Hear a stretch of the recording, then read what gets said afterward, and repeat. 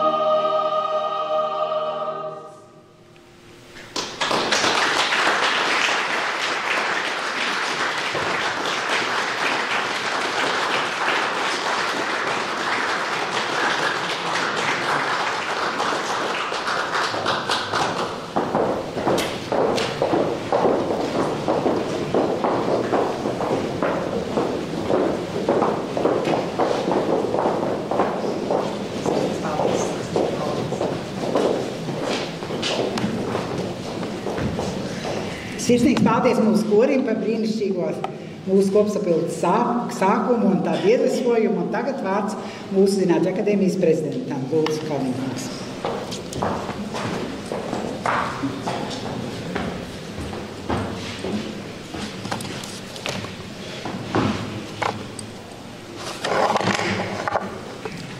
Labdien, cienījamās dāmas, godātie kungi, Latvijas Zinātņu akadēmijas saimnes locekļi, dārgie viesi, kolēģi. Rudens Latvijas Zinātņu akadēmijas pilnsapulce tradicionāli ir veltīta lielās medaļas laureāta ziņojuma uzklausīšanai un sumināšanai, kā arī jauno Zinātņu akadēmijas korespondentēju locekļi, īsteno un ārzemju locekļi, kā arī godu locekļi vēlēšanām. Pretendenti uz piederību Latvijas Zinātņu akadēmijas saimei ziņojumos klausījās un izvērtēja LZA nodaļas un senāts, kā arī apstiprināja LZA ekspertu komisija. Šī izvērtējuma rezultātus balstiesīgie LZA locekļi ir saņēmuši līdz ar balsošanas biļeteniem, bet katrs no jums ir tiesīgs un aicināts balsojot izdarīt savu izvēli neatkarīgi no šīm rekomendācijām.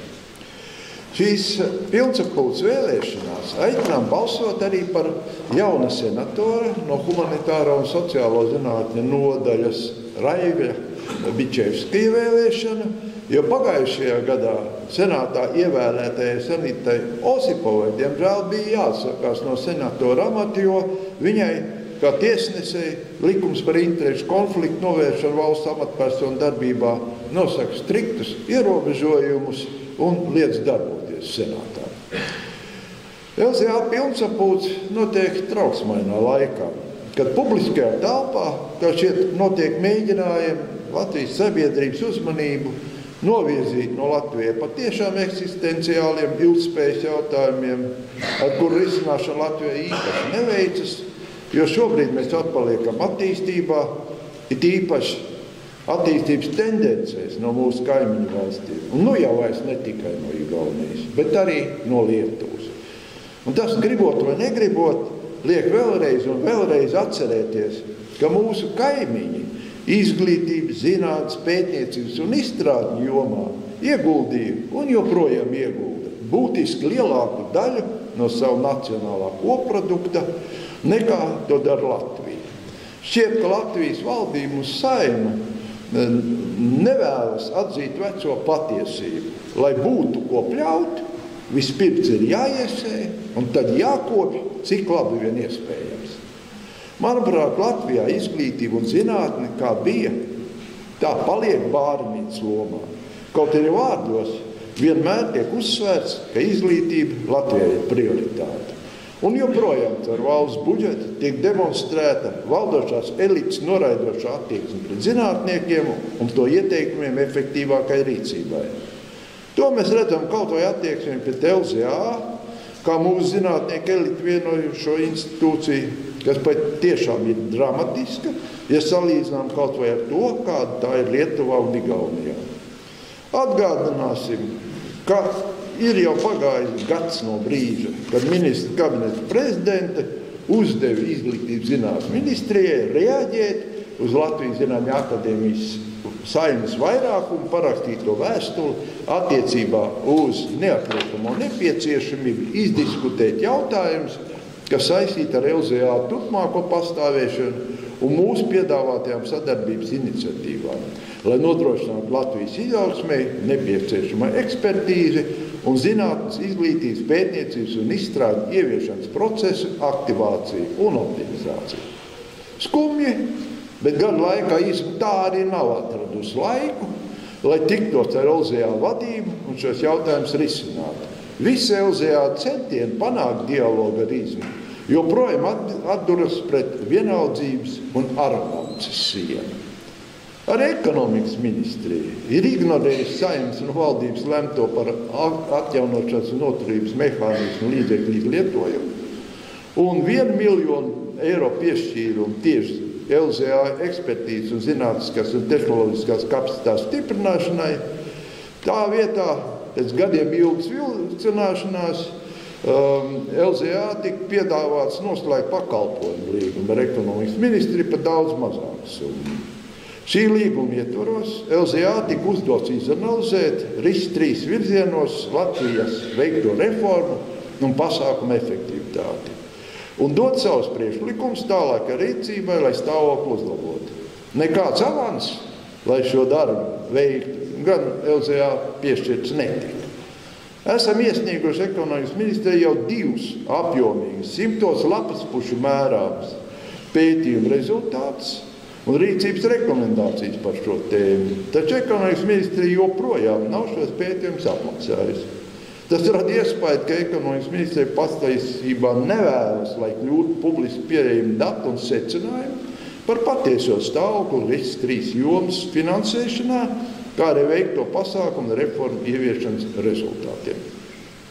Šodien augstākās tiesas senātā tiek lemts par LZA kasācijas sūdzību tiesvedībā ar Juri Milleru, kurš mēģina piedzīt no Latvijas valsts LZA personā 100 000 eiro par LZA konferenču zālē it kā veiktajiem ieguldījumiem.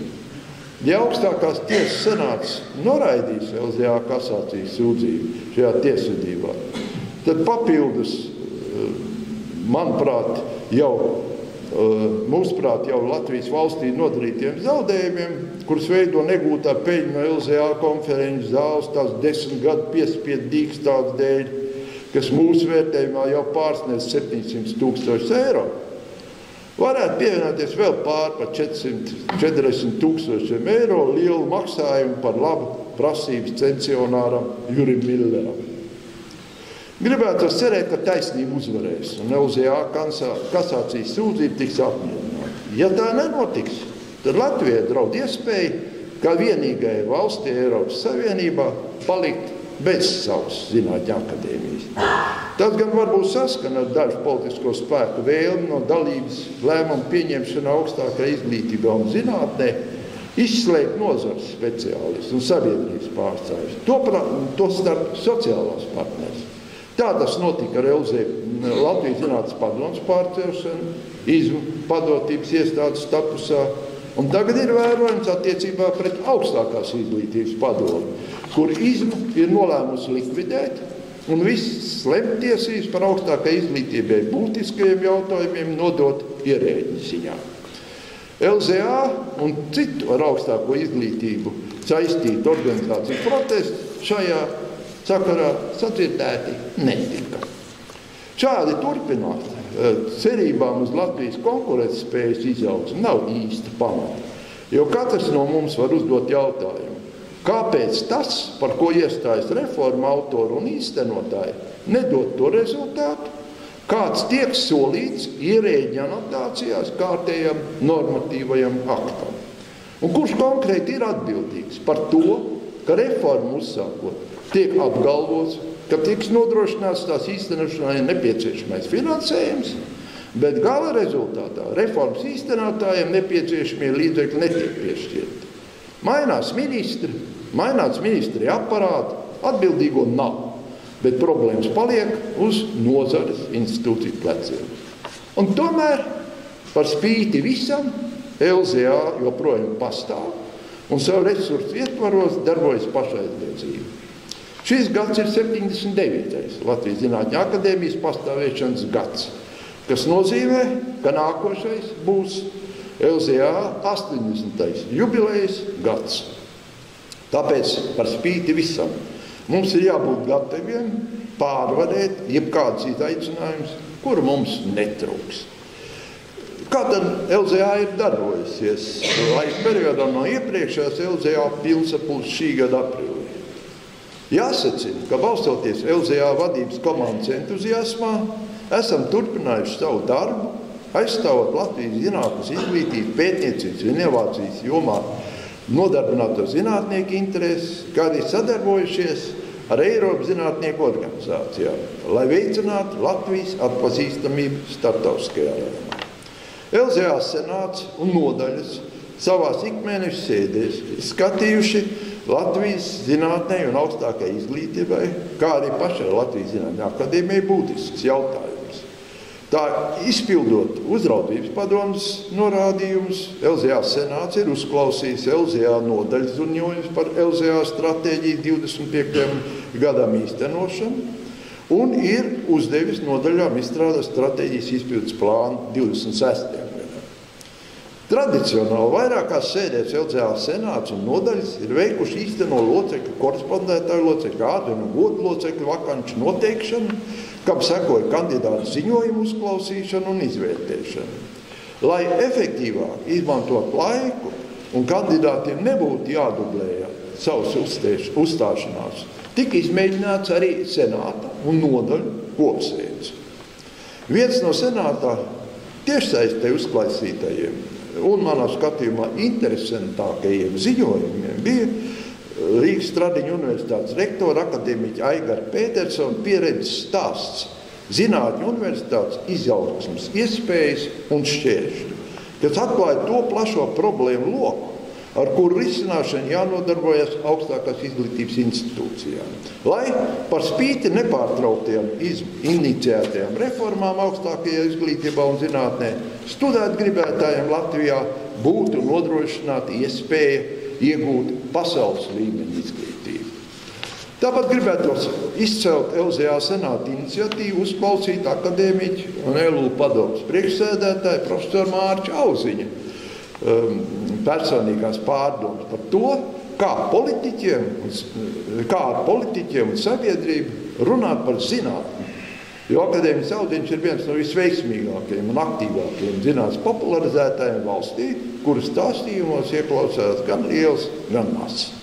Un, protams, ka ikvienu no mums šobrīd interesē informācija par mākslīgā intelekta izmantošanas iespējām un riskiem, ko šī jaunā tehnoloģija ienes informācijas iegūšanas un pielietošanas jomās sabiedrībā. Par to LZA senātam un visiem klausītājiem tiešsaistē ziņoja Latvijas universitātes profesors Signs Bāli. Tāpat senāts deva iespēju ikvienam interesantam iepazīties ar izmu atbildīgo amatpersonu sniegto informāciju par veiktajām iestrādnēm un laika grafiku Eiropas atvērtās zinātnes mākoņa nacionālā mezga izveidē, lai vienkopis uzturētu Latvijas pētniecības datus un ar to apstrādi saistītos koplietošanas resursus un infrastruktūru. Par LZA nodaļu darbu, kas tāpat ir bijis aktīvs un daudzpusīgs, laika trūkuma dēļ es savā uzrunā šoreiz nestāstīšu. Ar to varat iepazīties Latvijas Zinātņu akadēmijas mājaslapā un sēžu ierakstos. Un atskaita par to tika sniegta pavasara pilnsapulcē. Attālināt notiekošās LZA zinātņu nodaļu sēdes tiek ierakstīts un pilnībā vai daļēji tiek publicēta arī LZA YouTube kanālā. No publicitātes viedokļa ir liederīgi sēdes noturnēt attālināt, jo sēdes materiālus pēc tam var izmantot interesēti. Attiecībā uz citām LZA aktivitātēm atgādināšu, ka LZA pārstāv Latvijas starptautiskajā zinātnisko institūciju sadarbības organizācijās. Starptautisko sadarbību LZA organizē akadēmijas sekretārs Moris Greitāns un starptautisko sakaru nodaļu Jūras Trapencijas personā. Diemžēl vienīgie fórumi, kuros LZA pārstāvi piedalījās klātienē, bija Hamburgas Zinātņu akadēmijas organizētā starptautiskā konference un 19. Baltijas intelektuālās sadarbības konferences. Finansējuma trūkuma dēļ to organizētajos pasākumos pārsvarā mēs piedalāmies tikai tiešsaistē. Informēja, ka LZA ir saņēmusi 5 piedāvājumus pieteikties par ekspertiem Eiropas komisijas vai ALEA ESAK tīklā. ESAK tiešsaistes ģenerālas asamblejas sanāksmē 18. novembrī tika uzsvērts, ka tikai 2 zinātņu akadēmijas LZA un Bulgārijas zinātņu akadēmijai nav eksperti enerģētikas jomā, vides jomā un sabiedrības veselības un biozinātņu jomā. Tā kā līdz 30. novembrim turpinās pieteikšanās uz ekspertu vietām šajās komisijās, aicinām Latvijas Zinātņu akadēmijas saimnes locekļus, kuriem ir iespēja un spējas veltīt šai sadarbībā savu laiku, pieteikties pie jūsu Trapeģijas kundas. Tāpat ziņoja, ka Igaunijas Zinātņu akadēmijas ģenerālsekretāri, ieklausieties dāmas, aicina korespondētāju locekļus un akadēmiķus uz tikšanos pirms Baltijas stipendijas sievietēm zinātnē 27. novembrī. Lūgums kolēģiem, kas plāno ierasties, pieteikties pie Jūlas Trapeģijas sekretariātā, runa būs par kopprojekta virzīšanu attiecībā uz sadarbību starp sievietēm zinātnē Baltijas valstīs. Gaidām jūs uz šo tikšanos. Bilaterālo sadarbības līgumu ietvaros LZA īsteno arī 10 īstermiņu mobilitātes projekts, kuri atbalsta zinātniekus no Čehijas, Polijas, Grūzijas, Francijas un Igaunijas uzturēšanos Zinātņu akadēmijā Latvijā, un kas pavadīja Latvijā vairāk nekā 70 dienas šajā periodā. Diemžēl Latvijas zinātnieki tradicionāli daudz retāk izmantot sadarbības līgumu piedāvātās iespējas. Mobilitātes aktivitātēs piedalījās apmēram 10 Latvijas zinātnieki, ārvalstu zinātņu akadēmijās pavadot tikai apmēram 30 dienas. Jāatzīmē, ka pēdējo gadu, bet aktīvi strādāja Latvijas Zinātņu akadēmijas zinātniskās kvalifikācijas komisija, kas pateicoties akadēmijas Baibas Ribļas un zinātniskās sekretārs Dr. Almas Eģiņas pūlēm, ir izvērtējuši 159 promocijas darbus šajā laikā. Tādējādi nodrošināt PhD pretendentu promocijas darbiem nepieciešamo ekspertīzi. Par to liels paldies komisijas vadībai un locekļiem, kā arī ekspertiem, kas veic šo milzīgo darbu par neadekvātu zemu atalgojumu, kas ir vairākas reizes zemāks nekā maksā ārzemju ekspertiem par fundamentālu un lietišķo pētījumu projektiem, ekspertīzei, un kur ir stipri mazāk apjomā kā disertācijas, protams. Sekmīgi strādājusi LZA terminoloģijas komisijas, sniedzot konsultācijas un piedāvājot terminus. Savukārt Zinātņu akadēmijas vēstu redakcija ir sagatavojusi un laidusi klajā kārtējos A un B sērijas žurnālus.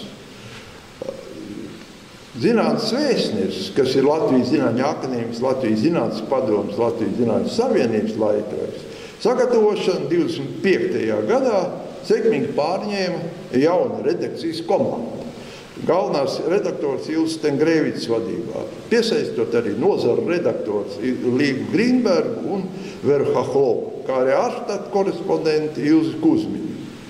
Par valsts budžeta līdzekļiem šis laikraksts tiek izdots reizi mēnesī, bet vairs tikai digitālā formā, jo ar tā izdošanai atvēlētiem 13,2 tūkstošiem eiro vairs nepietiek, lai to varētu nodrukāt.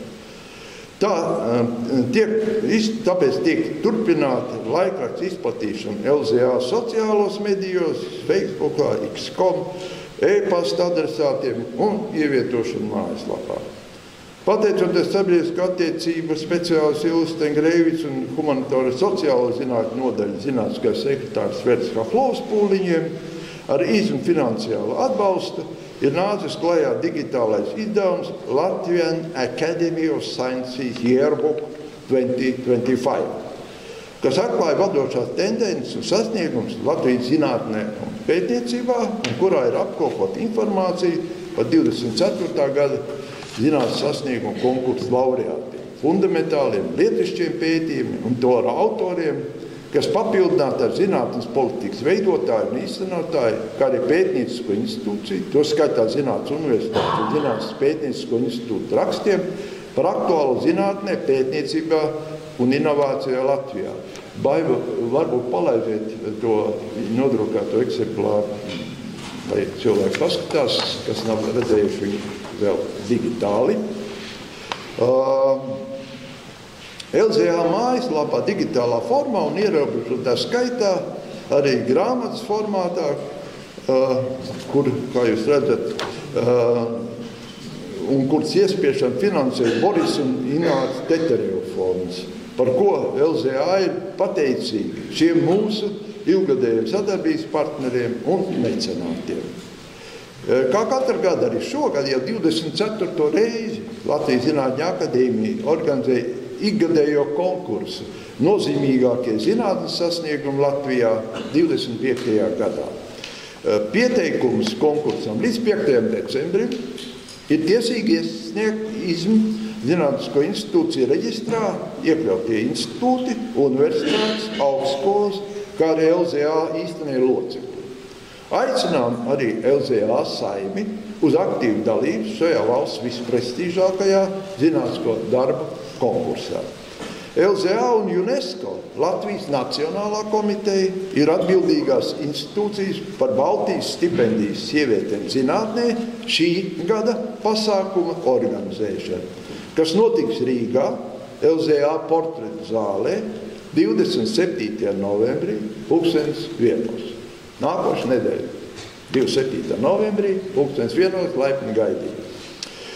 Baltijas stipendija sievietēm zinātnē šogad tika piešķirta arī 3 latviešu zinātniecēm, Rīgas Tradiņu universitātes sociālo zinātņu fakultātes vadošajai pētniecei Janai Kukainei, Latvijas universitātes fizikas doktorantei Elīnai Pavlovskai un Latvijas biomedicīnas pētījumu studiju centra pētniecei Montai Brīvībai, kuras darbojās attiecīgi precīzijas medicīnā, onkoloģijā, kvanta fizikā un laikmetīgās mākslas pētniecībā. Apsveicam mūsu talantīgās zinātnieces ar uzvaru 51 pretendenšu konkursā. LZA saimes locekļu sniegums zinātnē, augstākā izglītība, pētniecībā un inovācijās nav palicis nepamanīts arī valsts mērogā. Pirms dažām dienām valsts augstāko apbalvojumu 3 zvaigžņu ordeni saņēma LZA akadēmiķis Mārta Sleja. Ar prieku un gandarījumu varam sveikt LZA akadēmiķus Janīnu Kursīti un Andru Sternbergu, kas šogad apbalvot ar 2. augstāko apbalvojumu valstī ministra kabineta prezidenta balvu. Tāpat priecājamies arī, ka ministra kabineta atzinības raksts šogad ir piešķirti 27 zinātniekiem un izglītības jomas profesionāļiem par nozīmīgu ieguldījumu Latvijas zinātnes un izglītības attīstībā. To vidū vairākiem Latvijas Zinātņu akadēmijas locekļiem. Tādu gandarījumu varam atzīmēt arī LZA senāts priekšsēdētājs, LZA akadēmiķis un RSU profesors Tatjānas Koķis veikuma augstu novērtējumu, jo viņai šogad tika piešķirta jau 2 apbalvojumi. Ministra kabinets atzinības raksts, kā arī IZM atzinības raksts par izcilo ieguldījumu augstākās izglītības un sabiedrības attīstībā, ko arī sveicamies.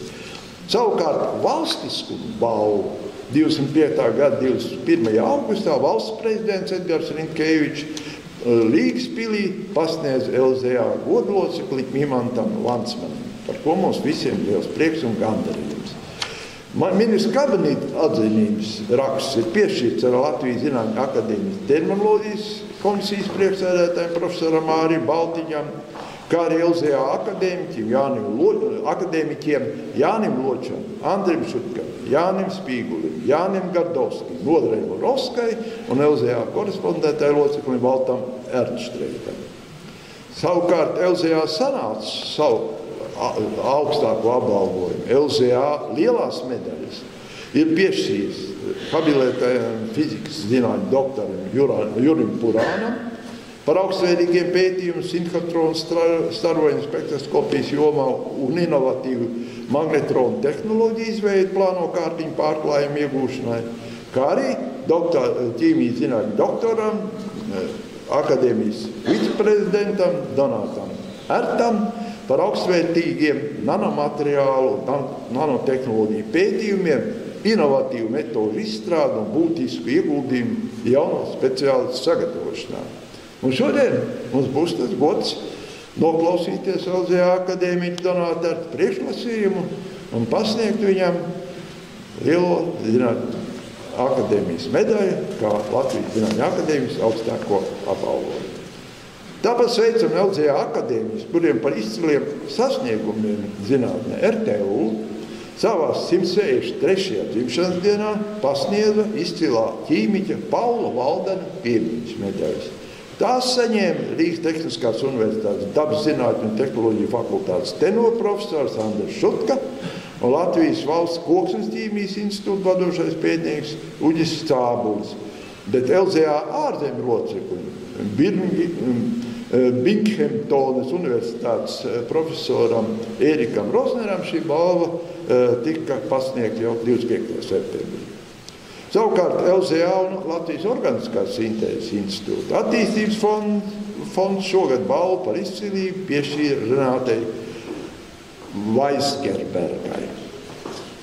Arī LZA nodaļas ir vērtējuši Latvijas zinātnieku sniegumu dažādās nozarēs, atzīmējot labākos no labākajiem ar vārdu balvām, kā arī darījuši to, zinām, Latvijas Zinātņu akadēmijas saimē un sabiedrībā ar Latvijas Zinātņu akadēmijas mājas lapas palīdzību.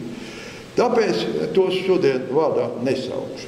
Pateicoties sabiedrisko attiecību speciālisti Ilzei Stengrēvīcai, LZA's darbība kļūst ar vien redzamāku, jo papildus LZA mājaslapai ar vidēji 15-20 ordināliem ierakstiem mēnesī un reizi mēnesī publicētajiem zinātnes vēstnesiem, kurā tiek atspoguļot arī zinātnisko nodaļu darbība, LZA informācija izplata arī Facebookā un plašsaziņas līdzekļos.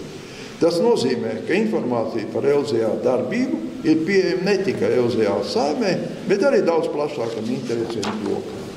Un nobeigumā vēlos no sirds pateikties Latvijas Zinātņu akadēmijas vadības komandai un visiem, kas ir pašlaicīgi strādājuši Latvijas Zinātņu akadēmijas un visas zinātnieku kopienas Latvijas valsts labā, kā arī vēlreiz apsveikt visus laureātus, arī tos, kur šovakar vārdā neminēja, un novēlu visiem veiksmi turpmākajā darbā, kā arī patīkam kopā būšanu mūsu pilnsapulcē un citos fórumos.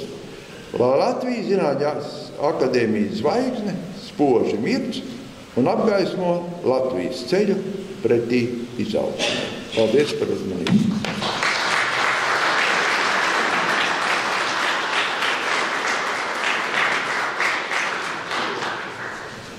Es vēlos arī darīt zināmu kopsapulcē un lūgt jūs nobalsot par to, ka Zinātņu akadēmijas nodaļas balsu skaitīšanai par šīs dienas vēlēšanās ir izvirzījuši Uldi Roguli, Jurģi Poliņu, Līgu Grīnbergu, Daini Ruņģi, Evitu Straumīti, Jāni Plepu, Dzintru Atstāju, Oskaru Kalēju, Reini Vilšķēstu, Gustavu Latkovski un Māri Turku. Lūgums, vai ir kādam noraidījumi pret doto sastāvu? Ja nav, lūdzu pacelsim roku, atbalstot šo komisiju, nolaižam. Pret atturās nav.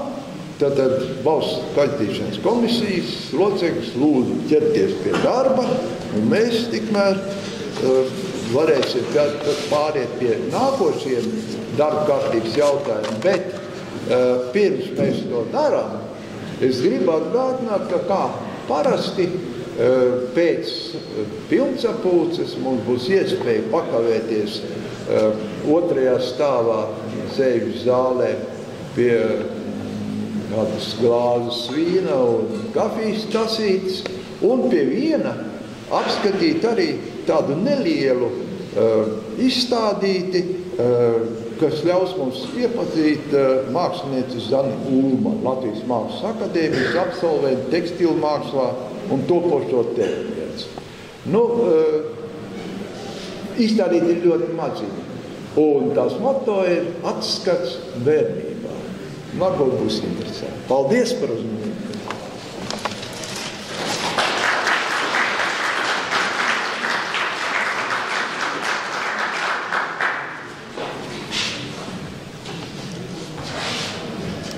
Tagad, mīļie kolēģi, es dodu vārdu mūsu korespondentāju loceklei Janai Andžānei Laudātio teikšanai par mūsu zilās medaļas laureātu. Lūdzu.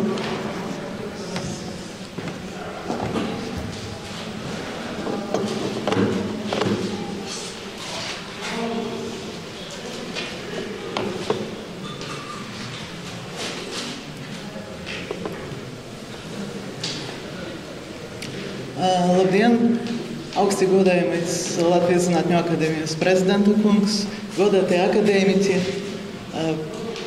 lielas medaļas laureāts, akadēmijas locekļi, draugi, viesi, kolēģi. Man šodien ir tiešām liels gods pateikt laudatio paslavēt mūsu profesoru, kā mēs saucam institūta mūsu profesors. Es strādāju profesora vadībā 20 gadus tagad. Varbūt tas būs nedaudz personalizēts. Es gribu pateikt visu labu, ko es varu par to pateikt.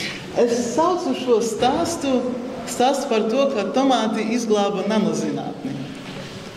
Un tagad es mēģināšu paskaidrot, kāpēc. Tad mūsu profesors sāka strādāt zinātnē 76. gadā, un uz to laiku viņš jau bija čempions 3000 metru šķērsļu skrējienā. Ja? Un man, kad es gatavoju to prezentāciju, un visi bildi sagāja kopā, ja? Redzu mērķi, neredzu šķērsļus. Tas nav tikai sports, tas nav tikai darbs. Man liekas, ka profesora gadījumā tas ir dzīvesveids. Ja? 85. gadā viņš aizstāvēja disertāciju, bet netika uz stažēšanos tur, kur viņš gribēja tikt. Un logiski, laikam, izdomāja, ka jādara tas, ko viņš dara ļoti labi. Un viņš kļuvis par vecāko pasniedzēju fiziskās audzināšanas katedrā. Forši, bet viņš nepameta zinātni, vai ne? Un 87. gadā tika dibināts Kompensētas viduscīniskas fizikas nodaļa, kuru pēc tam kļuva par mūsu institūtu. Tur bija tikai teorētiķi, kuri uzaicināja vienu eksperimentātoru, lai būtu galds un eksperimentātors. Eksperimentātors bez aparatūras. Tas bija izaicinājums. Un zinot profesoru, viņš nevarēja atteikties no tā izaicinājuma. Un tālāk jūs pajautāsiet, pie kā te tomāti. Tomāti ir pie tā, ka 90. gados vajadzēja izdzīvot. Un visi izdzīvoja, kurš kā var. Un profesors teica kaut kādā sarunā, ka neizdevās ar tomātiem, ja? Neizdevās pārdot par to cenu, par kuru viņš dabūja tos tomātus. Un vienīgais veids, kā izdzīvot, bija palikt zinātnē. Un tā arī turpinājās profesora karjera. Viņš atrada stipendiju Zviedrijā, no kura laika no 92. gadā tad sākās sadarbība, kura turpinās tagad un turpinās un aug. Es nezinu, kurš var atvest transmisijas elektronu mikroskopu ar nulles vērtību no Zviedrijas uz Latviju un sākt šeit kaut ko pētīt. Tas ir ārkārtīgi krūta. Ja? Bet, ja jūs paskatīsieties uz sporta aktivitātēm šajā laikā, profesors piedalījās slēpošanas maratonos 90 km, pilna darba diena. Kurš gan cits to var? Ja, tā kā nav brīnums, ka mūsu institūts sāka attīstīties. Tur izdzīvošanai bija uzrakstīti pa ceļam 50 raksti, rezultāti un pēc tam vēl 38 sadarbībā ar Korkas koledžas universitāti. Un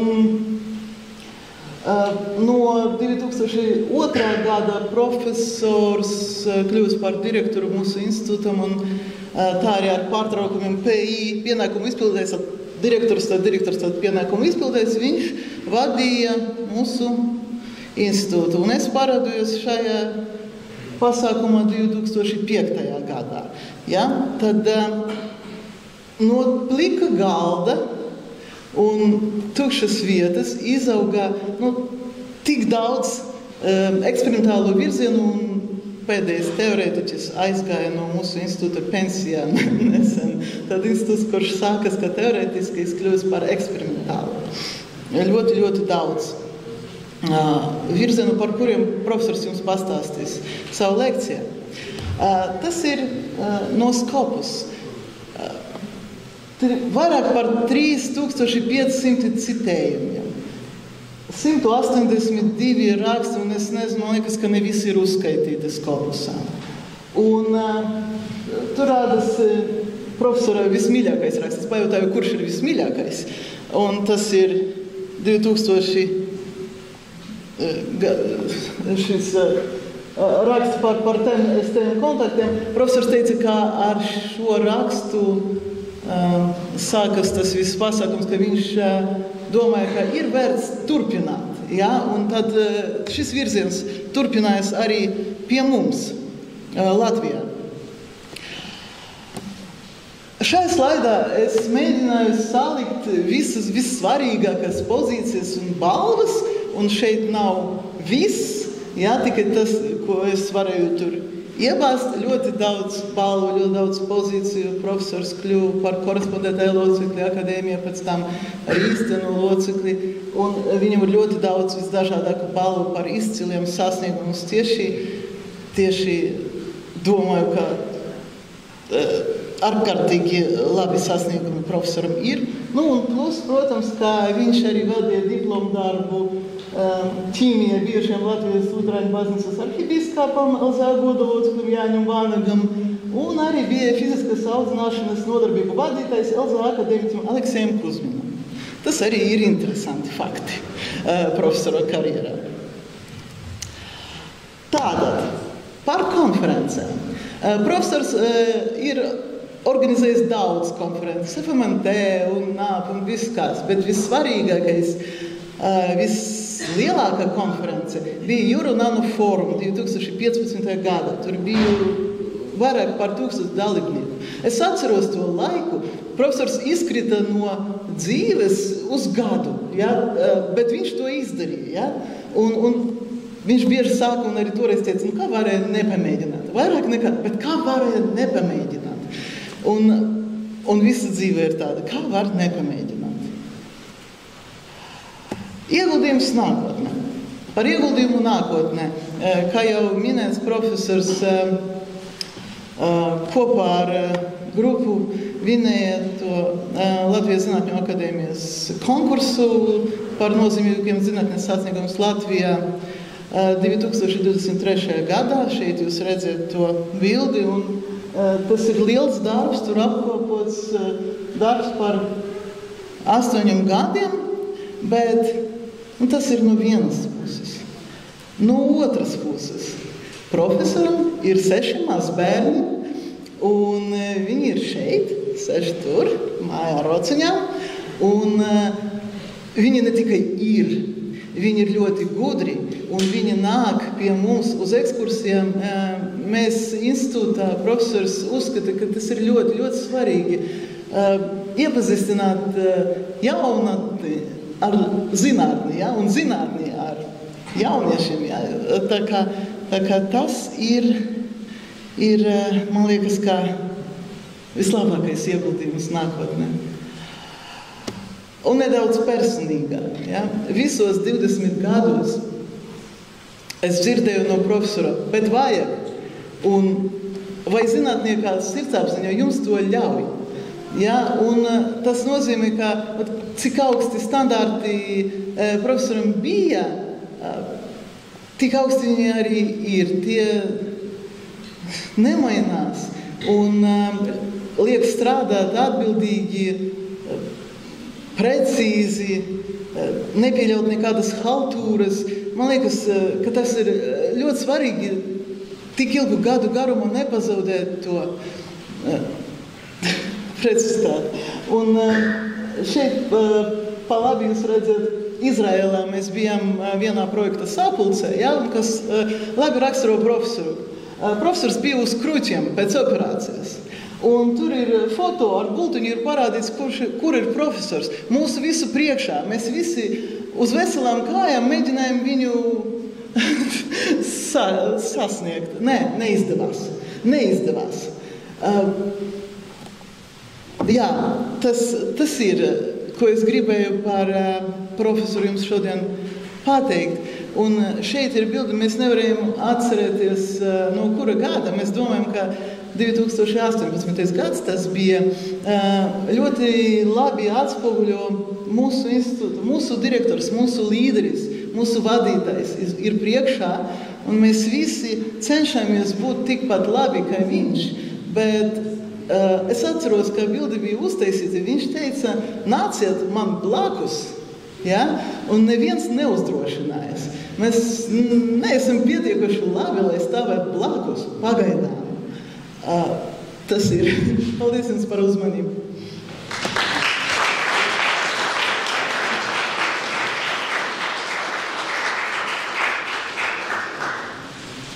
Sirsnīgs paldies par tik sirsnīgu uzrunu. Paldies, jā, tiešām sirsnīgs paldies par brīnišķīgo dāvanu.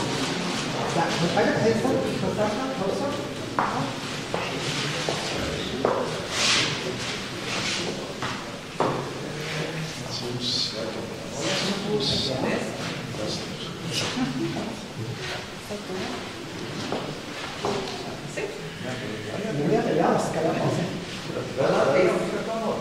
Latvijas Zinātņu akadēmijas senāta 2025. gada 11. marta lēmumu numurs 3.1 Latvijas Zinātņu akadēmijas īstenais loceklis Donāts Ērts par augstvērtīgiem nanomateriālu un nanotehnoloģiju pētījumiem, inovatīvu metožu izstrādi un būtiski ieguldījumu jauno speciālistu sagatavošanā apbalvots ar Latvijas Zinātņu akadēmijas lielo medaļu. Bravo!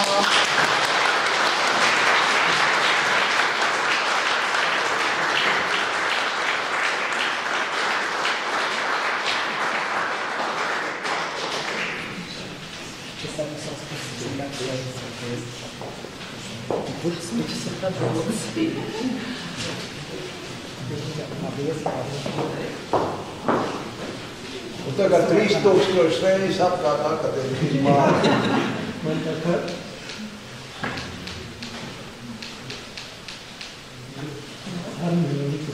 Ļaudis atceroties. No jā, tagad es domāju, ka pienāca laiks paklausīties, ko tad Donāts savādīgs tajā nanotehnoloģiju jomā.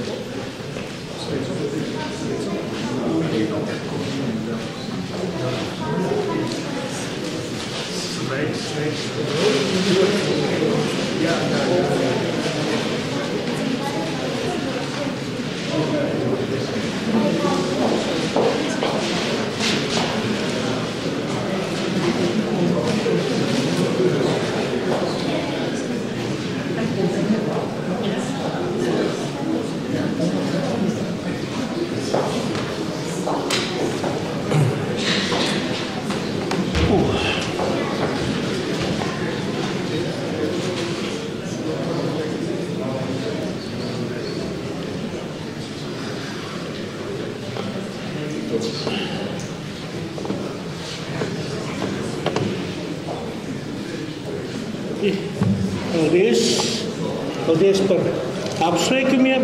Es pateikšu paldies sākumā akadēmiķim Nodrim Greitānam, kurš mani izvirzīja šai medaļai. Es gan biju tāds ļoti neticīgs, bet kaut kā tomēr paldies nodaļai, kuru nobalsoja, un senātam. Tātad manas prezentācijas nosaukums ir maratons faktiski ar nano. Sākam mēs domājam teikt vai nanomaratons, bet tad nospriedam, ka padomās, ka tas ir ļoti īsts kaut kāda distance, ka tā ir nopietna. Ja? Tātad, man jāsaka tā, ka saņemt Zinātņu akadēmijas balvas mums ir jau tradīcija paaudzēs, un, piemēram, 2013. gadā akadēmijas un RTU un Eižena Ārņa piemiņas medaļu tika apbalvots Jānis Erts. Man gan jāsaka, ka mana tēva vārds ir Pēteris, bet vienalga mums ir tās ir paudzes, un Jānis Erts ir mans dēls. Bet man nācās censties, lai neatpaliktu, un pa šiem gadiem es arī esmu ticis pie apbalvojumiem akadēmijām. Tātad, kas ir nano un kāpēc tas tā interesants, daļai ir zināms. Nano parādības parādījās tad, kad sāka pētīt, kas notiek ar dažādiem materiāliem, kad viņu izmērs samazina. Samazinājas līdz izmēriem kādi 100 000 atomu. Un kas notiek, tad šajā attēlā redzams, ka tad sāk dominēt šiem mazajiem materiāliem, sāk dominēt virsma. Ja? Un uz virsmas tiem atomiem ir citādas īpašības nekā tilpumā. Un šeit, piemēram, ir vienkārši parādīts tāds vienkāršs materiāls kā zelts, kad ja viņam ir tā unit cell, ka viņam ir viena tā šūna, ja, kurai 13 atomi, tad 92 no tiem atomiem ir uz virsmas. Ja? Un ja mēs skatāmies uz šo kušanas temperatūru, tad zelts kūst kaut kur pie 1000 grādiem, un kad tas kļūst par nano izmēru, tad redziet, šeit šī kušanas temperatūra nokrīt. Ja? Tātad es ar nano sāku faktiski nodarboties pašā sākumā, varbūt tīri instinktīvi. Es sāku zinātnē darboties kā students 76. gadā, un tad nodarbojos ar virsmas parādībām. Ja? Bet, kā mēs zinām, nano ir virsma. Un no 87. gada jau faktiski nodarbojos ar instrumentāciju un ar fundamentāliem pētījumiem, attīstījām. Tie bija tie gadi, kad visas iekārtas, ļoti daudzas iekārtas taisīja paši ar savām rokām no līdz. Un tad tāds otrs garais posms no 2002. gada, tas individuālu nanostruktūru un dažādu kompleksu pētījumi, un tad pašlaik no 2013. gada apmēram ir nanostruktūru pētījumi praktiskiem pielietojumiem. Es tā sarēķinu no 76. līdz 80. Tad kāds man tas maratons ir? Ja no 76. tad nākošais gads būs 50 gadi, tas vēl nav. Tātad klasiskais maratons skriešana ir 42 km 195 metri, slēpošanā 50. Ja? Tātad man it kā tie 50 kilometri nesanāk, ka tie 42 varbūt jau pa daudz, bet ja izreikina tie gadi, kur es arī nenodarbojos, un kā mums tiek reikināt pilnā laika ekvivalentā, es domāju, kaut kur tā ap skriešanas maratonu sanāks. Man tā visa dzīve pie nano. Tā. Šeit ir bildes no manas disertācijas, tātad virsmas parādības. Tajā laikā ļoti daudz Latvijā bija ļoti populāras zinātnes virziens, sevišķi Cietvielu fizikas institūtā, tā bija radiācijas defekti sāru metālu halogenīdos. Un mēs kā ķīmiķi, akadēmiķi, profesori Stīlika vadībā, toreiz nodarbojas ar šo defektu pētīšanu ar ķīmiskām metodēm. Ja? Un viena no tādām metodēm, ko mēs runājam, tā bija šķīdināšana, kad radījās tas deficīts, kad šķīst, viņi tur sāk rekombinēt savā starpā un parādās luminescence. Bet mēs tāpat nemetām to sāli ūdenī, bet darījām to kontrolētā veidā, rotējošo disku, jo tādā gadījumā ir noteikts, var procesu labi aprakstīt, ir virsma, ir nekustīgs virsmas slānis, tad ir difūzais slānis, un tos procesus var kontrolēt, un te labā pusē ir kāda tās reakcijas uz virsmas notiek ar dažādām konstantiem. Pēc tam tur teorētiski visu, ko rēķināja. Tātad mēs to šķīdinājām, bet bija parādījās tāds, kad es sāku pētīt, bija tāds litija fluorīds, kas nešķīst ūdenī, bet viņš varēja nošķidināt sārskābē. Un šim materiālam parādījās tādas īpašības, ka kinētika, parādās kinētika, ka saka, mums ir spēcīga, tad nokrīt, tad iet caur maksimumu, caur minimumu un beigās iziet uz stacionāru. Ja? Mēs to saistījām ar virsmas parādībām, un tad mēģinājām šīs procesus dažādi ietekmēt. Piemēram, šajā attēlā ir parādīts, ja to kristālu saspiež pie lieliem spiedieniem, kā mainās tā kinētika, kā mainās tie defekti vielā un pāriet uz virsmas.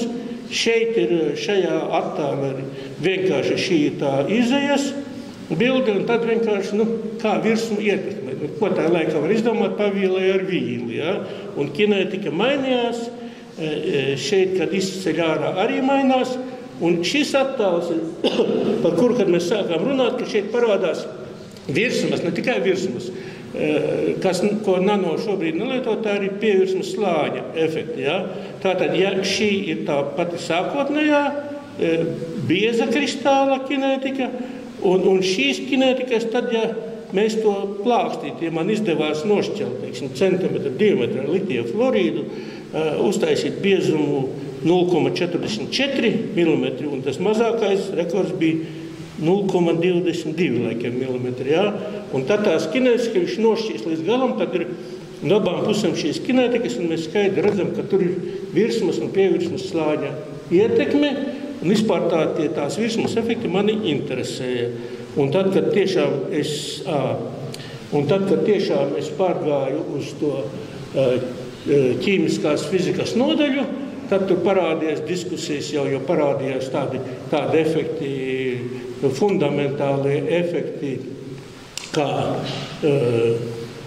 kolona blokāde, tad bija balistiskais elektronu transports, tādi parādījās arī instrumentācijas instrumenti, un viens no tādiem instrumentiem, pirmais, un es tagad runāju par to, kādus instrumentus pats esmu būvējis ar savām rokām, piedalījies būvēšanā.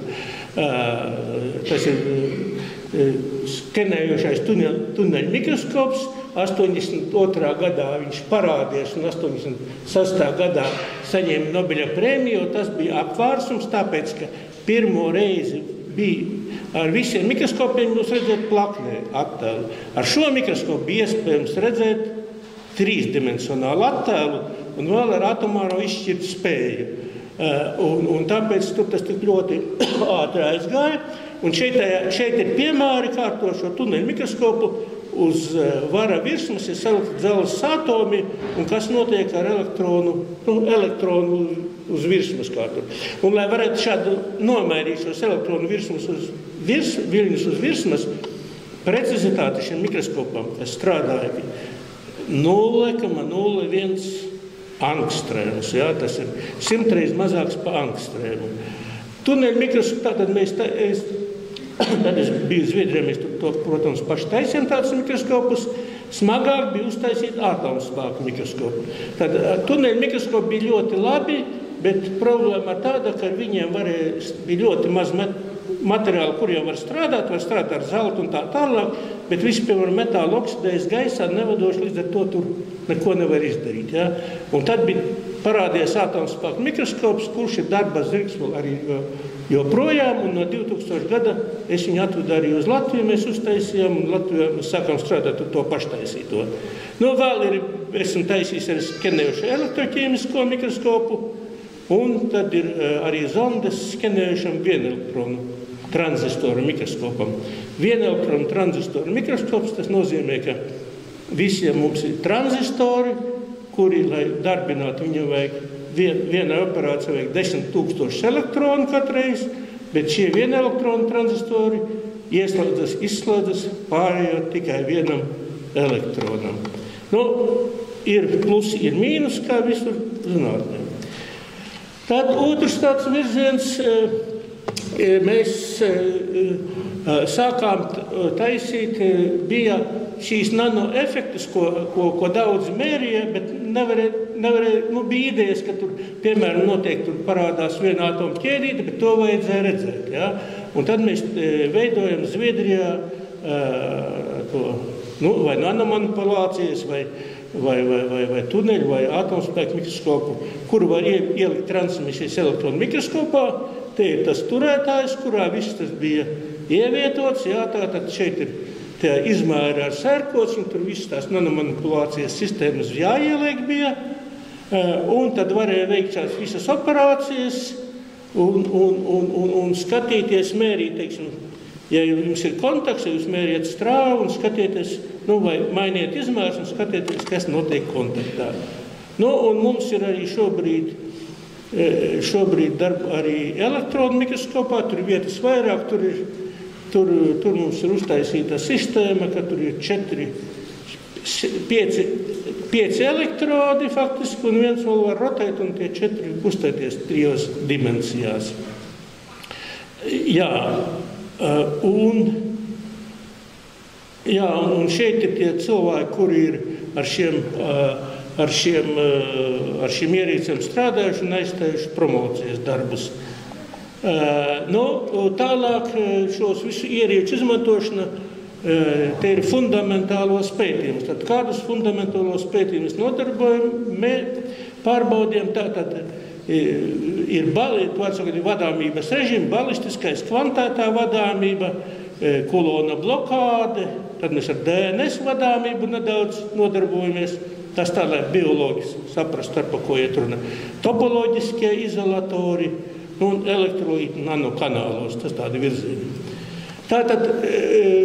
Tātad šeit ir to pirms 2000 gadam ir parādīta faktiski vienā vadā. Ja? Te ir 1 vats. Ja jums ir 1 vats, un ja jūs stiepiet, piemēram, zelta vadu, tad jūs stiepiet un mēriet strāvu. Ja? Un tad, kad jūs stiepiet, tad viņš beigās, kad viņš pirms satrūkšanas izveidās tāds kakliņš. Ja? Tas apmēram kā stiklinēs, ka tie kakliņi nav tik gari, bet viņi kļūst ar vien šaurāki. Un, ja tas diametrs, var sakot, ja te ir tilpums, tad šīs mašīnas pa tilpumu kustas haotiski, saskrienas ir sadursmes. Bet, ja jūs samaziniet šo diametru zeltam līdz kaut kādiem 5-10 nanometriem, ja, tad jau šī kā viena mašīna var izskriet cauri šim kanālam bez sadursmēm. Ja, un tas ir tas saucamais balistiskais režīms. Viņš, kā lai saka, balistiskais režīms nozīmē, ka vajadzētu visam notikt bez pretestības, bet tā gluži nav, ir ieteicas sienā. Ja, tad tāpēc tās pretestības parādās. Tātad balistiskais režīms, bet pēc tam, kad jūs ejiet un stiepiet, un ka jums parādās jau kaut kur ķēdīt tikai ar kaut kādiem 10 atomiem, jā, kāpēc tā sadursmes? Tāpēc, ka elektrons tāpat kā mašīna, viņam noteikta telpa, kurā viņam vajadzīga, kurā viņš dzīvo. Ja?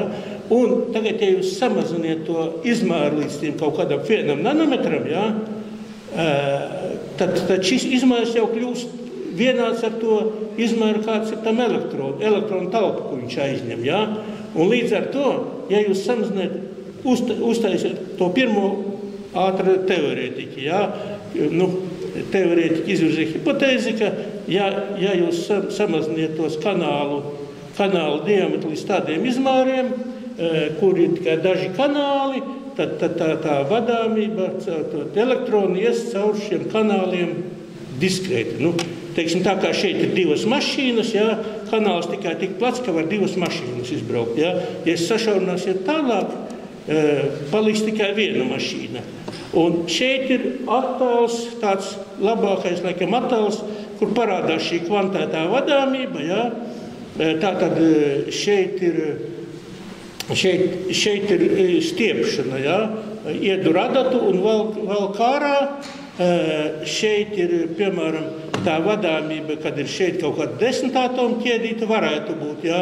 Tad ir leciens, atkal ķēdīta tiek sarautas, atkal, un pašās beigās paliek tikai viens, šis te plato, kur ir kā pieraksti vienam atomam.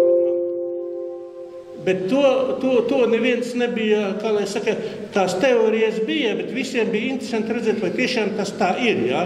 Un tāpēc mēs arī to taisījām, to nanomanipulācijas sistēmu in situ. Mēs taisījām, mēs sākām mērīt, un kā jau parasti dzīvē, Japāņi izrādījās ātrāk, kamēr es taisīju, Japāņi nopublicēja. Ja? Viņi nomērīja to visu, bet mēs tāpat to publicējam, protams, tur palika ko mērīt, un mēs mērījām to, parādījām šeit, kreisā attēlā redzam tā viena tiešām ķēdīta atomu ķēdīta, kas šeit ir starp tiem 2 zelta kontaktiem, šeit ir platāks kontakts, un tad mēs mērījām vēl arī atkarību balistiskajām režīmām, un parādījām, ka rekur mums ir viena apgabalā ir tas balistiskais režīms, un šai otrā apgabalā ir kvazibalistiskais, un faktiski no tā mēs noteicām to elektronu brīvo noskrieni. Mums sanāca, ka, diemžēl, mūsu materiālā šādā kontaktā noskriens ir 4 nanometri, kaut gan istabas temperatūra bija jābūt 39. Mēs it kā domājam, ka tur kaut kādi defekti. Tātad tas bija virziens, jā. Otrs bija šajā pašā iepriekšējā attēlā, jā. Viņi nomērīja arī to spēku, lai sarautu pēdējo ķēdīti paralēli ar atomspēku mikroskopu. Redzēt viņi neredzēja, viņi sanāca kaut kāds 1,5, 1,6 nanoņūtoni. Ja? Mēs nomērījām, šeit tā ķēdīti ir viena atomu vieza, un mēs nomērījām, ka teiksim, šeit ir platāka tā kakliņš, kas sarāja, un šeit, kad viens atoms, mums sanāca, ka šis ir spēks, lai sarautu to viena atoma ķēdīti, ir 1,2 nanoņūtoni. Ja? Un arī mēs tur pārbaudījām tās kontaktu teorijas, tātad nanoskalā kontaktu teorijas darbojas, jo ļoti bija tādas slavenas JKR un DMT teorijas, tās bija makrovielām, viena bija cietām, otra bija mīkstām, un tad bija Možē tā saucamā teorija, kas uzskatīja, ka ir arī apgabalī pie nano izmēriem vajadzētu būt šādā tipa atkarība. Un šeit ir mūsu eksperimentālie punkti, kas precīzi atbilst, ka nano izmēros mums jāstrādā ar šo Možē teoriju. Šis video rāda,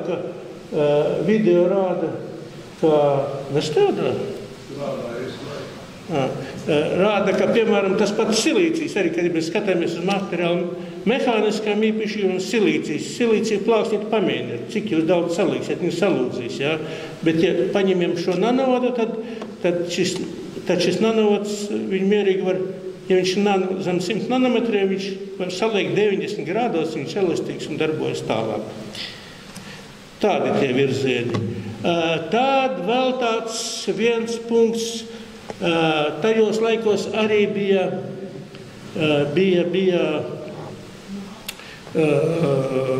DNS, parādījās jautājums par DNS vadām. Vieni nomēra uzraksta Neičē, ka DNS ir vadoša, otru uzraksta, ka nevadoša, bet viņi to visu pēta elektronu mikroskopos, un tad tie ķīmi teica, ko jūs tur, jo tur jau tas izžūst, tas jau vairs nav DNS, un tad vispār bija jautājums, vai DNS vada pa karkasu, vai tur vada pa par sorbēto ūdeni apkārt DNS molekulām. Un tad mēs uztaisījām tādu, izdomājām, ka var uztaisīt, lai varētu nomērīt, teiksim, ar atomspēku mikroskopu, mums vajadzētu tās DNS molekulas atdalīt. Jā, lai, ka mēs satuvinām, lai mums būtu tā kontaktā, nebūtu kāda viena molekula būtu. Un tad mēs uztaisījām tā saucamo pašorganizējušo slānīti, piesējām klāti tā saucamos oligomārus īsus, jā, īsus. Tātad, lai varētu nomērīt, viņam jābūt pietiekoši stingram, jo garais DNS viņi nevar uzlikt un piekontaktēties labi. Un šeit mēs 10 un 4 nanometri, tas tāpat kā stiepli. Ja jums ir stiepli gara, jūs viņu variet locīt, bet ja jums nogrieziet mazu gabaliņu, pamēģināt salocīt, jā, centimetru. Un tad tuvojamies ar atomspēku mikroskopu. Šeit ir attēls, ka tiešām redzēt tajā atomspēku mikroskopā redzamas šīs ķēdes DNS, un ar vadošo AFM mēs mērījam spēka līknes un sarīķinājām, ka mūsu gadījumā, ka DNS molekula mums sanāca, ka tā ir pusvadītājs ar pretestību 2 ohm metru īpatnējo pretestību. Tātad tas bija tāds ieguldījums mums. Vēl no tiem fundamentālajiem, tagad paējot nostās mikroskopijas, ar kādu 14. gadu mēs sākām pētīt topoloģiskos izolatorus.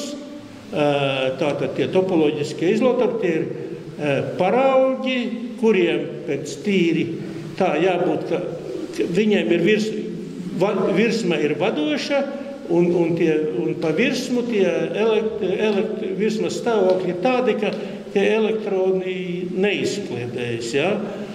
Un tilpumam ir jābūt nevadošam, ja? Tagad trīsdimensionālos paraugos to ir grūti izdarīt, grūti atdalīt, ja, jo tur nāk arī tilpuma vadāmība. No tilpuma vadāmības cenšas tikt vaļā tādā veidā, ka temperatūru pazemina, piemēram, pusvadītājiem, ja? Tad tie defekti iekšā sasals tilpumā, bet uz virsmas viņi tur kustas. Bet, lai varētu tos labi novērot, šos virsmas efektus, tad mēs faktiski vairāk Jāna Anģāna taisīja, izstrādāja metodi, taisīja nano joslas tā saucamās, nevis nanovadus, bet nanojoslas, kura ir plata un bieza kaut kā, teiksim, zem 100 nanometriem. Mēs attīstījām metodi līdz kādiem 10 nanometriem, pat taisījām tādus, un parādījām, ka te ir vairāki, ko mēs izdarījām. Pirmkārt, parādījām, ka šajās struktūrās tiem virsmas elektroni ļoti labs kustīgums, un ka tas ir tāds pats apmēram kā grafēnam. Grafēns ir, kas zina grafēns ir slavens, ka viņi ir ļoti ārkārtīgi liels kustīgums, bet tas ir kustīgums tādam, kas ir pakārts gaisā, grafēns. Bet no sintezētajiem, jā, tad viņš faktiski pārsteig no tiem, ko sintēzes metodiem iegūst grafēnu. Jā. Tas ir viens, un otrs, mēs arī parādījām, ka sasniedzot noteiktu biezumu, paraugs kļūst, var izvairīties pilnīgi no tā tilpuma ieguldījuma un ieguldās struktūras, kur ir tikai virsmas vadāmība. Un tad tās zināšanas mēs izmantojām tālāk. Un tālāk mēs šīs zināšanas turpinājām, tas bija Horizontas FED projekts, un faktiski mēs, un tur tā ideja bija tāda, ka viens no tādiem ieteikumiem, kā strāvas avotu, bija izmantot vienu elektronu sūkni. Tas ir to, ko Kaščejevs tur dara visu to, jā.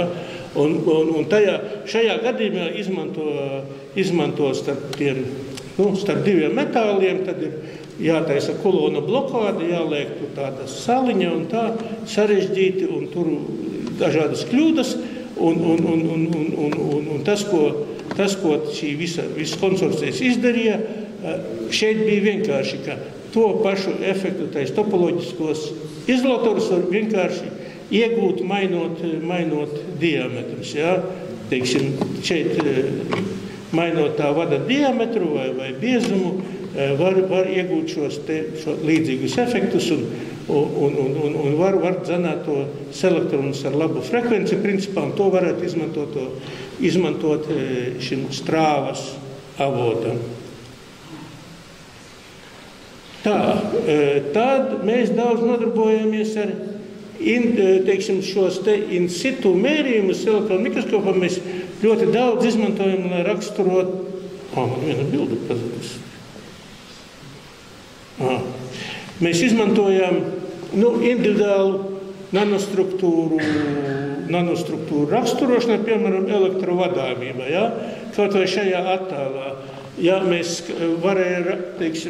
mēs kontaktējamies pie nanovada gala, uz kura vēl zelta nanodaļu audzēšanas rezultātā, ja, tad mūsu vadāmība ir laba. Ja mēs piebraucam no sāna, tad mēs redzam, ka šī voltampēra līkne, tā vadāmība pasliktinās. Šeit ir lauka emisija, piemēram, oglekļa nanocaurulītēm.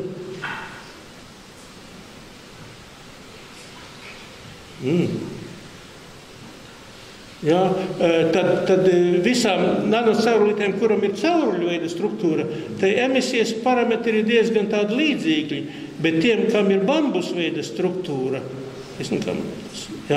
tad bambus veida šāda veida struktūra, šim lauku emisija ir notiek pie daudz lielākiem spriegumiem. Toreiz tas bija tā svarīgi, jo tās nanocaurulītes principā bija viena no tām versijām, ka viņas var izmantot displejos, lauka emisijas displejos. Mehāniskās īpašības. Ja?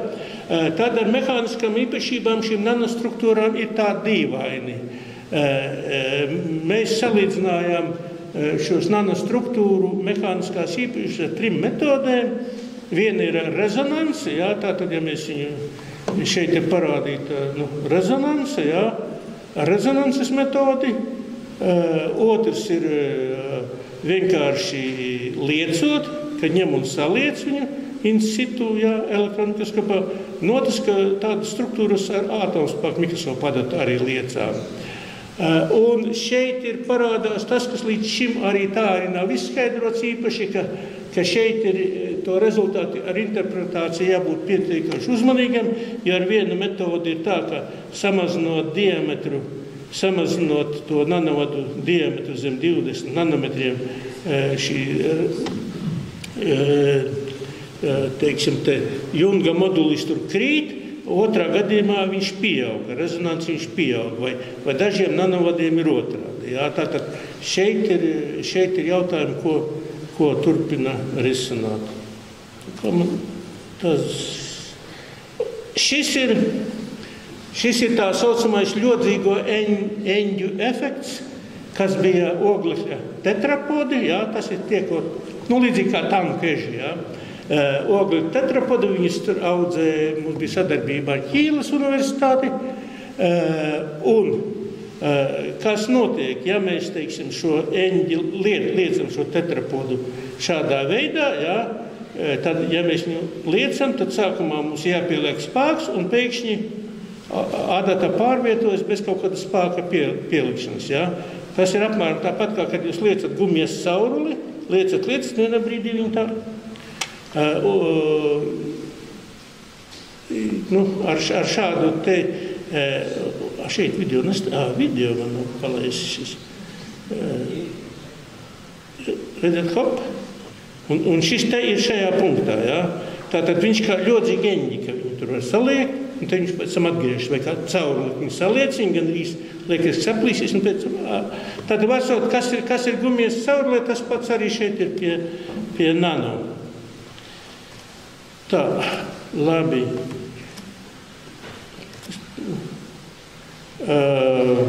Jā, šī datora kaut kā savādāk drusku rādās. Vēl ko mēs darījām, izmantojām, piemēram, var izmantot šos nanovadus kā svarus. Ja? Šis ir nanocaurulīte, uz kuras uzsēdināt, piemēram, var noteikt uzsēdināt kaut kādu daļiņu. Tas ir, ja var uzsēdināt, tā ir liela problēma, kā uzsēdināt. Ja? Jo problēma mēs cīnījāmies diezgan ilgi, jo parasti tā daļiņa ir saistīta pie virsmas, ar lielu kontaktlaukumu, un tam nano vadam ir ļoti mazs kontaktlaukums. Līdz ar to kādā veidā atraut to jāatrast, un tad to var izdarīt. Un, piemēram, te ir, teiksim, 10-18 grami uzlikti, ja, un frekvenču nobīde ir 1,5 kHz. Ko mēs vēl darījām, piemēram, šeit ir parādīts, ņēmām grafēnu, tad grafēnu mēs varam paņemt, tad nomērījām rezonances frekvenci, noteicām to masu, zinot izmaiņas, mēs varam pateikt, cik tie slāņi mums ir paņemti, un tad mēs viņu noliekam un nomērām. Ar tām rezonances frekvencēm vēl bija tāda ļoti interesanta lieta, ka pirmie cilvēki, kuri nomērīja, piemēram, nanocerulis vai nanovada rezonances frekvenci un parādīja, ka tā ir 1 GHz, publicējās Science, mēs pēc tam to pašu, ko mērījām, mēs varējām tad tur pielietot kaut kur tādos veidos. Ja? Un tas ir šajos pētījumos bija, ja pagūja pirmais bija labi, ja pagūja otrais, tad varēja vēl kaut kā nopublicēties. Te arī DNS, tad mēs arī taisījām tādas DNS, izveidojam arī adatas, bet adatas bija alumīnijas, šeit ir tas šķērglismā pārklāts ar anodizētā alumīna oksīda slāni. Pēc tam mēs viņu pielikām pie manipulātora, pielikām spriegumu, iebīdījām tajā šķidrumā, kurš satura DNS, var reizēm bija iekrāsots, un iesūcām iekšā. Ja, DNS šeit ir parādīts, ka nav, un šeit ir iekšā krāsots. Pēc tam aiznesām uz noteiktu punktu un ievadījām iekšā. Teiksim, šīs ir attēls šajā otrā pilienā. Šeit ir attēls sīpola tajā kaut kādā struktūrā. Kāpēc DNS vajag sīpola struktūru ielikt, tas jāprasa mūsu biologam, kāpēc viņš izdomāja, bet, lai skaisti izskatītos, mēs to nodemonstrējām, ka var tādā veidā darīt un manipulēt ar atsevišķām molekulu, ar tām maziem vielas daudzumiem, pārnest un izvadīt ar tādu. Tad no šīm visām darbībām mums izveidojās pētījumu diezgan ilgs loks, tāds ilgs periods, tas bija saistīts ar nanoelektromehāniskām ierīcēm. Ja? Tātad, faktiski mēs taisījām slēdžus. Ja? Kāda starpība starp parasto slēdzi un šo nanoelektromehānisko? Pirmkārt, ātra darbība un tā tālāk. Un ar ko viņi vēl labi šie nanoelektromehāniskie slēdži ir, ka, ja viņi izmanto kā elektronikā, ja, tad viņiem nav noplūdus strāvas, ja izslēdz. Ja jūs liekat tajā elektronikā dēļ slāni, tad ir noplūdus viss, kas.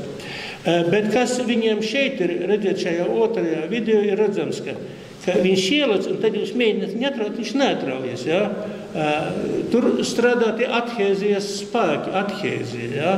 Tas nozīmē, jūs paņemiet divus ķieģeļus un satuviniet un paņemat, jūs neko nejūtiet, bet šeit jūs viņu, šeit tas arī redzams tajās histerēzēs, tātad šeit mēs pieliekam spriegumu, nanovads ielec kontaktā, mēs spriegumu samazinām, bet nanovads turas, un te tikai atlec. Un tā ir faktiski, un tā ir parazītiska parādība, slēdžos, ja viņš grib, un tad kādā veidā mēs tur izstrādājam vairākas metodas, kā ar to var cīnīties. Viens ir, piemēram, mēģināt samazināt kontaktlaukumu, otrs variants bija izmantot dažādus materiālus, ja, izmanto dažādus materiālus ar dažādiem virsmas enerģijām, ja, tātad jau mazāk virsmas enerģija, labāk tādus materiālus, un tad mēs izmantojam vienkārši oscilējošo variants bija dažādos veidos, mēs izmantojām maņstravu oscilējām, ja? Nevis līdzstravu tikai, bet oscilējām, un īpaši, ja mēs dabūjam tā rezonances frekvencē iekšā, tad varēja tur atraut ļoti viegli un ļoti samazināt šo loku. Tātad, ja skatāmies uz publikācijām, tad šeit darbi šai virzienā notika reāli no 2002. gada līdz 19. kad bija pēdējā publikācija. Un tad mēs vēl kādu laiku paturpinājām jau mēģināt taisīt stacionārās uz virsmas, kuras var tur likt kaut kur grib. Var sakot, šeit ir, piemēram, zemās temperatūrās, var ieslēgt, izslēgt. Tas bija ar topoloģiskiem izolatoriem. Šeit ir viens tāds piemērs, kad mums ir virsma, uzputināta virsma, tur izaug bismutas selenīts, sevišķi, ja ņem uz tā caurspīdīga itola stikla, tad tur aug nevis kaut kāda precīza plāna kārtiņa, bet tur aug nanovada, nanoplāksnes dažādos virzienos. Un tad, ja mēs uzliekam te elektrodu, mums ir kaut kāda liela pretestība, bet, kad mēra pie maza sprieguma. Bet, kad mēs palielinām spriegumu, šī pretestība samazinās starp šīm abām plāksnēm. Un tas nozīmē, ka šajā gadījumā daļa no tiem nanovadiem, tā elektrostatiskā spēka ietekmē pieslēdzas klāt. Pieslēdzas un izveido vadošus kanālus, un tā pretestība, redziet, te ir samazinājusies kaut kādas 3 reizes. Pēdējais mēģinājums, kuru mēs līdz galam nepabeidzām, tas ir mēģinājumi izmantot topoloģiskās īpašības slaidžos. Kāpēc un tādā gadījumā bija doma, ka mēs šādā gadījumā varam izmantot nevis tiešo kontaktu, piemēram, te ir 3 kontakti, tad 3 kontakti ir 2 augšelektrodi un apakšā ir tā saucamais apakšā ir gate, tas ir vār. Trešais elektrods, kurš to nanovadu kontaktā, un ja nanovads izliecas, tad mainās tie spriegumi uz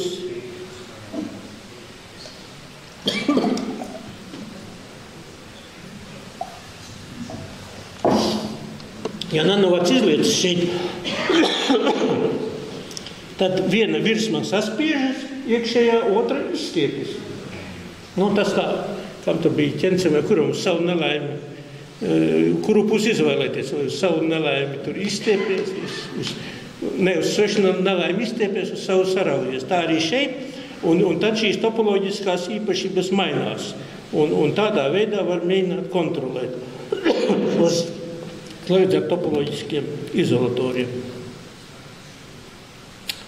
Mēs ļoti daudz laika strādājām ar nanoporainiem materiāliem, pildot tos dažādi.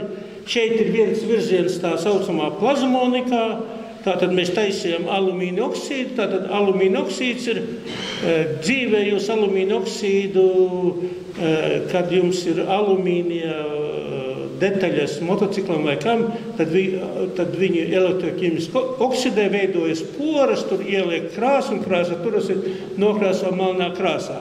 Ja to dara ļoti tā noteiktos apstākļos, tad var iegūt regulāras poras, var mainīt diametrus ar izmēriem 10, 20 nanometri, 60, 100.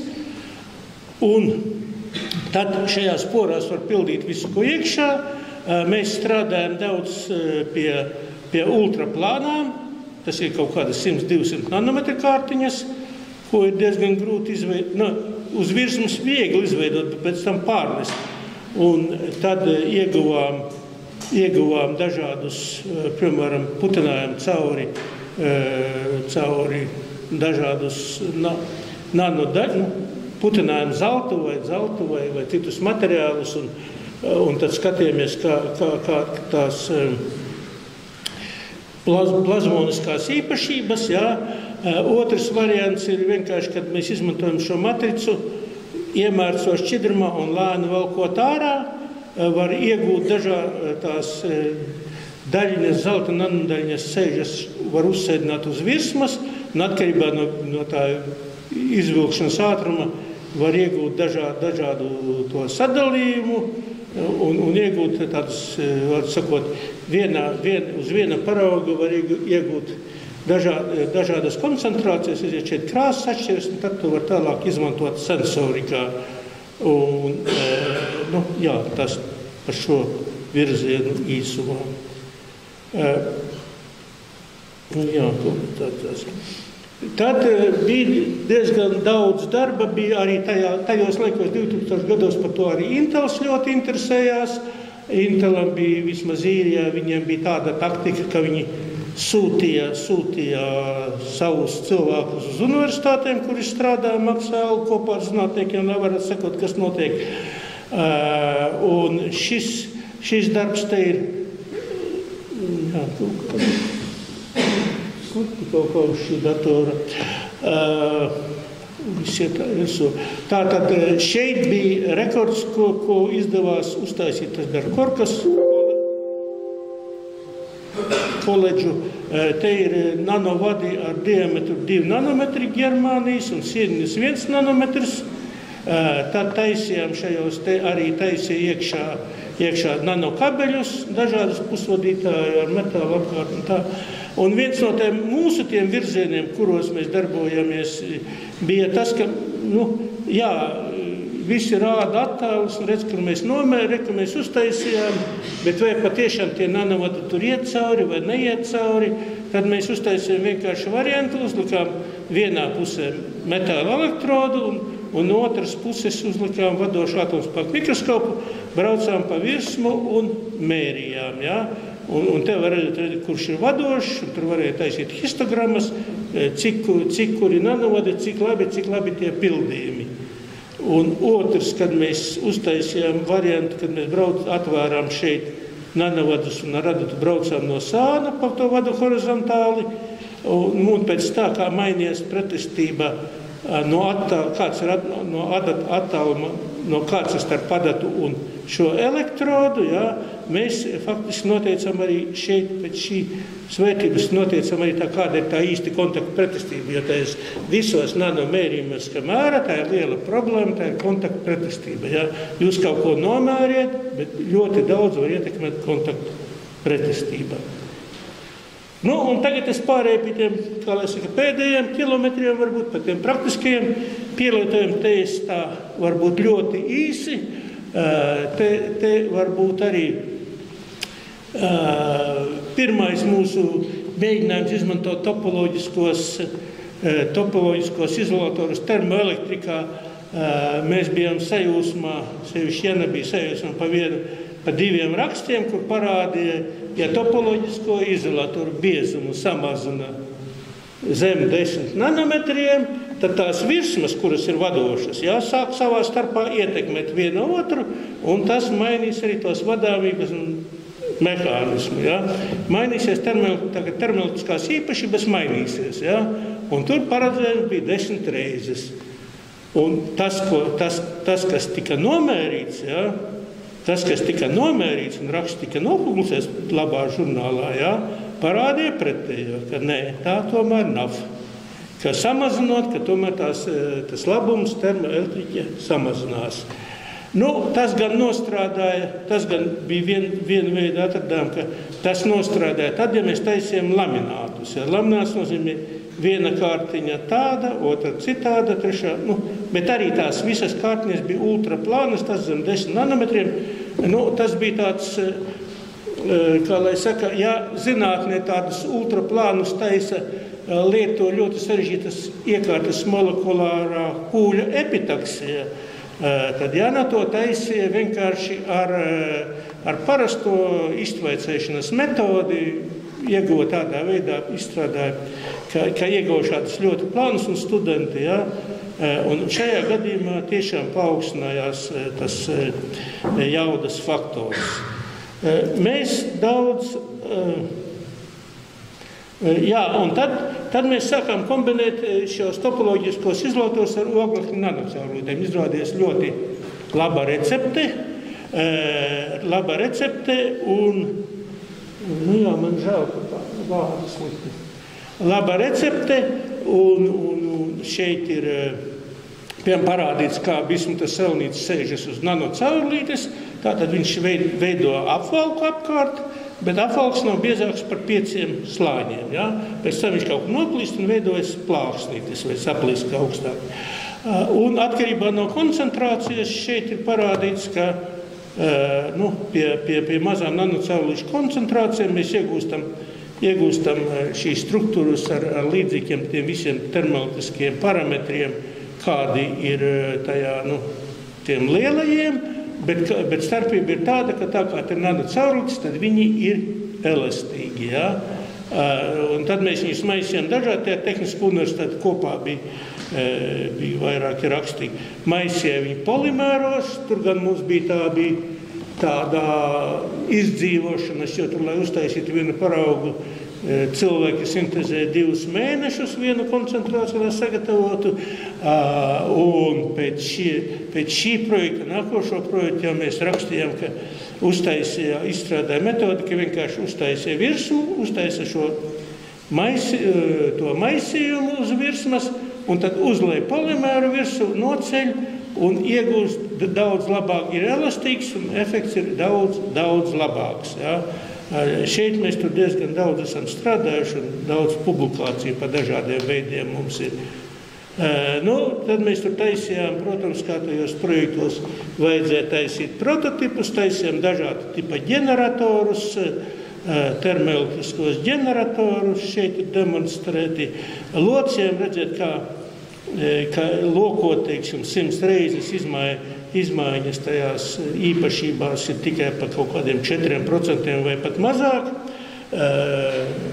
Tad šis virziens bija, un viens, kur ļoti labi šīs struktūras strādā, bija izrāda, tur ir tā saucamās pēnu pārējas, kuras ir lādētas, un tad viņi piesaista jonus un tā tālāk, un šīs struktūras labi strādāja kā elektrodes un litija nātrija jonu akumulatoriem, un šobrīd mēs to paši strādājam pie cinka, ūdens vidē, ar ko cinka akumulatoru labi, ka mēs tur mēģinām arī dabūt līdz mīnus 20 grādiem, kad viņš strādā, pieliekot attiecīgi ķīmies klāt.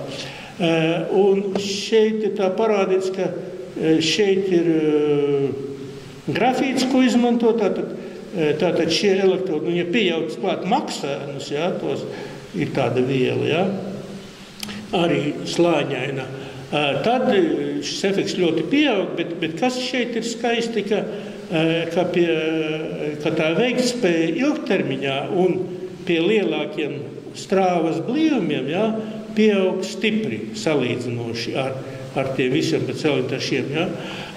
Tātad tas virziens mums iet un vēl turpinās, un šobrīd mums ir uzsākts arī strādājam ar, ka šīs pašas heterostruktūras labi strādā arī kā katalizatori CO2 pārveidošanai par atkarība no temperatūras, vai par skudurskābi vai metanolu.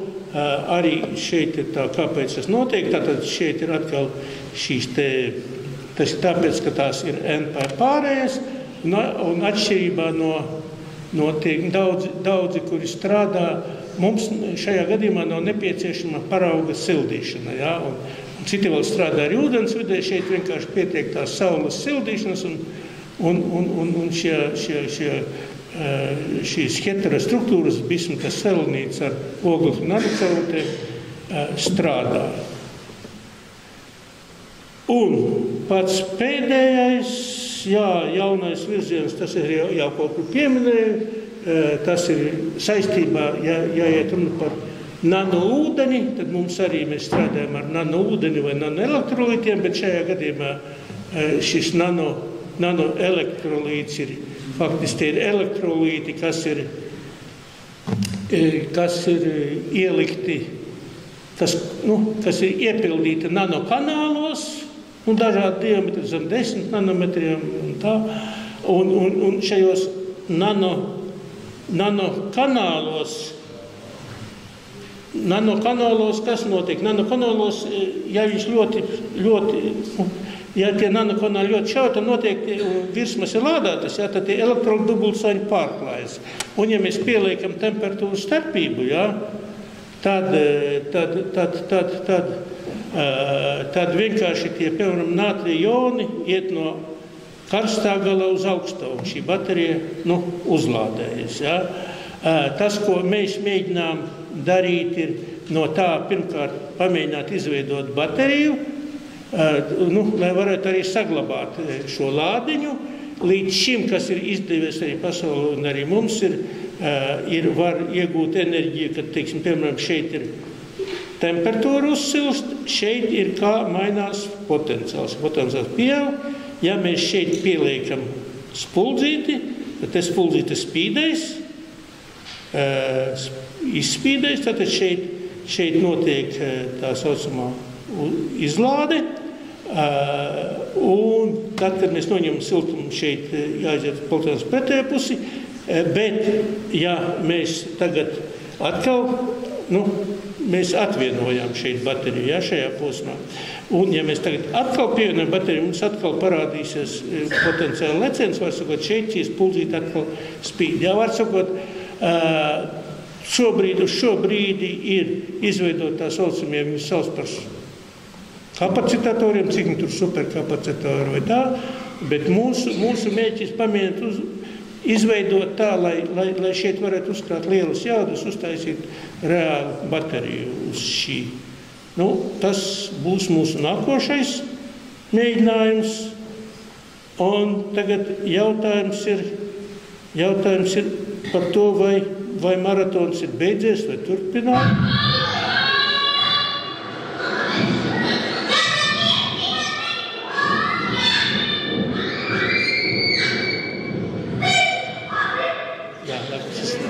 Nezinu, kāpēc pārskatīt.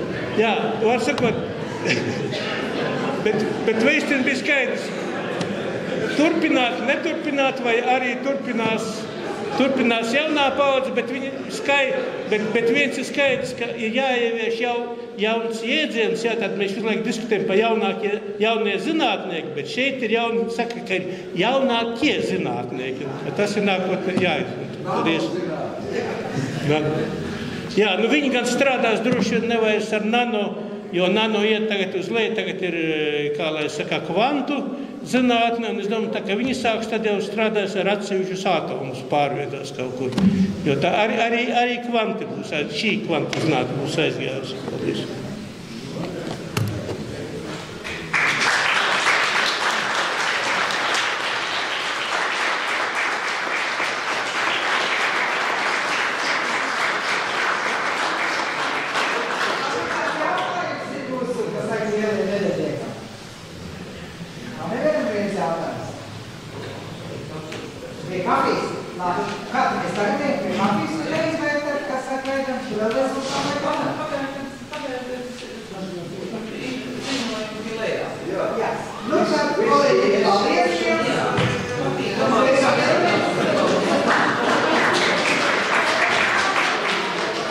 Jā,